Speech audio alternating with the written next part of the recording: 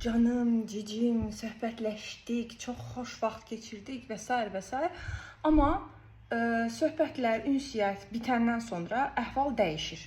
Məsəl üçün, çox aşağı getdi. Və yaxud da ki, kimlərlənsə çox olanda özümüzü pis eləyirik, amma onlar gedəndən sonra özümüzü yaxşı hiss edirik.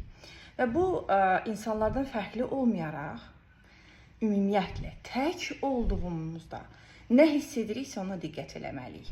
Yəni, biz çalışırıq ki, kimlərinsə yanında olaq ki, özümüzü yaxşı hiss eləyək, kimlərinsə yanında olmayaq ki, özümüzü pis hiss eləməyək. Amma burada mövzu odur ki, özümüzü yaxşı hiss etdiyimiz insanların yanında özümüzü kəşf eləyək.